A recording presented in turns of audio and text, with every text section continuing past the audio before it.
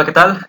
En este video vamos a continuar hablando un poco más del tema de funciones. Nos habíamos quedado en cómo vamos a nosotros a compilar todo el código. Ya teníamos el archivo de cabecera, teníamos la librería. Entonces, en este video lo que quiero es enseñar un poco de cómo es todo este procedimiento, porque si nosotros entendemos cómo se compila un programa, entonces nosotros podemos acomodar nuestros archivos de una forma que nos permita hacer que el compilador absorba todo esto y genere nuestro archivo ejecutable.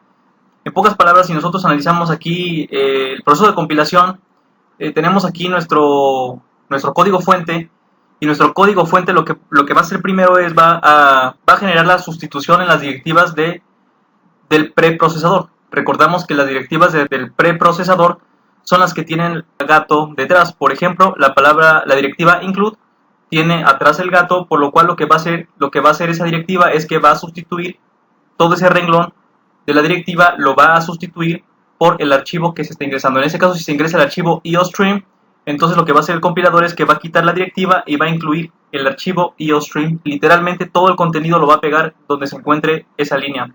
Ya que se reemplazaron todas las directivas del preprocesador, lo que sigue ya es la compilación. En la compilación, todos los códigos, archivos o códigos fuentes van a pasar por el compilador, y si no genera ningún error, entonces nos va a generar el código objeto. El código objeto se va a enlazar con los demás códigos objetos o las librerías, y con las librerías estándar del lenguaje de C++, y si no hay ningún error en el enlace, entonces es cuando se genera el ejecutable. En la parte de enlazado, que es donde unimos todos los códigos objetos o todos los archivos que ya no están en lenguaje de código fuente, sino más bien ya están en lenguaje de código máquina, por así decirlo, vamos a enlazarlos para que todos juntos nos den un ejecutable. Y el ejecutable es el resultado final de todo este proceso. En este video nos vamos a enfocar en cómo generar el código objeto, ya que nosotros cuando hemos hecho la compilación como tal, esa parte ya la hace el compilador de forma implícita, por lo cual nosotros lo hemos estado haciendo, pero no de forma manual, sino el compilador realiza todo este proceso de forma implícita. Nos vamos a enfocar en generar los códigos objeto. Bien, entonces nosotros cuando teníamos en nuestro programa, que estábamos haciendo lo de la parte de la funciones, habíamos generado una biblioteca o una librería que se llama física.h, que solamente tenía agregado funciones que nos permitían calcular la velocidad que se utiliza en la física. Nosotros partíamos con que teníamos dos archivos, funciones.cpp, que tenía sus cabeceras IOStream y física.h. También teníamos nuestra librería física.cpp, que en esa librería vamos a incluir física.h, porque lo que tenemos que hacer con funciones.cpp y física.cpp es que vamos a compilar individualmente cada uno de esos archivos para generar códigos objetos. Es decir, que al final del día nosotros debemos de tener un código objeto para funciones.cpp y un código objeto para física.cpp. Por lo cual tenemos que tener todos los elementos indicados para que se puedan compilar de forma correcta. En ese caso, física.cpp debemos incluirle el física.h, y nosotros a funciones.cpp tenemos que incluir el IOStream y el física.h para que individualmente cada uno pueda generar su propio código objeto. Al inicio de todo esto, nosotros solamente contamos con los códigos objetos de las librerías estándar de C++. En este caso, contamos, por ejemplo, con el código objeto de lo que es la librería IOStream. Ese código objeto nosotros no lo vamos a producir porque ese ya existe. Entonces nosotros solamente nos vamos a encargar de producir el código objeto para física.cpp y funciones.cpp. Ya que compilamos individualmente física.cpp y funciones.cpp, entonces ya tenemos compilados las librerías estándar de C++ que ya vienen precompiladas desde antes en sí. Ya en el compilador ya vienen precompiladas estas librerías, por lo cual las librerías estándar de C++ ya contienen código objeto. Y en este punto, ya que compilamos, tenemos el resultado de las dos librerías. Física.cpp ahora se convirtió en física.a. Física.a quiere decir que es una librería ya compilada, o más bien ya es el código objeto de la librería física.cpp. Es decir, física.cpp dejó de ser un archivo en código fuente y pasó a ser su código objeto como física.a. Y también funciones.cpp dejó de ser un archivo en código fuente para convertirse en un código objeto que ahora se llama funciones. También se podría llamar funciones.a, pero en este caso yo, para hacer la diferencia, lo voy a llamar funciones.o. En este punto ya tenemos nuestros tres códigos objetos, o más bien los archivos de la librería estándar en código objeto.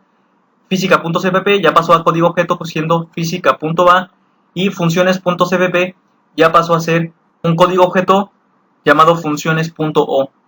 Entonces podemos decir que ya tenemos nuestros archivos ya compilados, que nos generaron nuestros códigos objetos. ¿Y qué es lo que va a pasar aquí? En el enlazado que se va a generar tenemos que funciones es el principal, es donde está el main, es nuestro archivo principal donde todo se va a ejecutar. Cuando nosotros vamos a enlazar las funciones que nosotros necesitamos dentro de nuestro archivo principal, que es el main, va a necesitar todas las funciones de la librería estándar de C++. En este caso, para el programa que hicimos, necesitamos las de IOStream, que las de IOStream es la que nos va a permitir mostrar entradas y salidas por pantalla. Cuando nosotros tenemos nuestras funciones, nuestro código objeto de funciones.o va a solicitar funciones a IOStream, o más bien a la librería estándar de IOStream, que también ya está compilada, que también es un código objeto. Funciones.o va a jalar todas las funciones y las va a utilizar en el programa. De igual forma, nosotros necesitamos utilizar funciones que nosotros creamos y que están ahora en el código objeto de física.a. Entonces, lo que va a hacer funciones.o es que va a empezar a jalar todas las funciones de física.a que vaya a utilizar dentro de funciones.o. En otras palabras, funciones.o va a requerir de las funciones que se encuentran dentro de física.a, y también va a requerir todas las funciones que se encuentran dentro de las librerías estándares que también ya están compiladas. Bien, entonces a lo mejor eso queda un poco difícil de entender, pero vamos a hacer esto manualmente para que quede un poco más claro, ya que haciéndolo yo no recomiendo utilizar lo que se conocen como IDEs o entornos de desarrollo, porque la gente cuando utiliza esto, sobre todo cuando está aprendiendo, lo que hacen es que no entienden en el fondo cómo se está realizando todo. Lo que intento enseñar o lo que intento transmitir es que siempre hay que aprender a hacer todo haciéndolo desde un editor de texto como el bloc de notas o como en este caso Atom, y desde el compilador nosotros aprender a utilizar el compilador para entender cómo se realiza todo este procedimiento. Tenemos aquí nuestro física.h, que recordemos que los encabezados lo único que tiene son prototipos, solamente prototipos.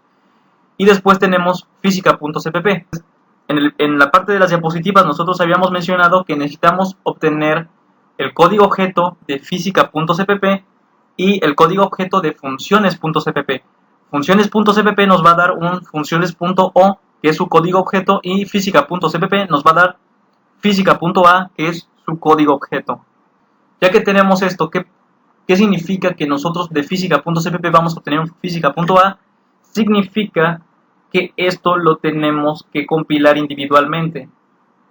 De igual forma, esto lo tenemos que compilar individualmente. Entonces, si nosotros tenemos que compilar esto individualmente, quiere decir que tenemos que incluir todo lo que se necesite para poder compilar esto de forma adecuada. Aquí estoy utilizando un objeto, porque std.cout es un objeto de la librería IOStream. Si voy a compilar esto individualmente, necesito utilizar funciones de la librería IOStream. Aquí me hace falta algo. Entonces aquí yo tengo que poner include IOStream. ¿Por qué? Porque para poder compilar este archivo individualmente y poder utilizar este objeto, necesito incluir IOStream. Ahora, aquí para poder ejecutar esto, recordamos que aquí tenemos la función imprimir velocidad, que utiliza calcular velocidad. Y lamentablemente calcular velocidad a este punto del código todavía no existe. Entonces, si yo compilo esto, me va a marcar un error porque calcular velocidad no existe, se encuentra acá abajo.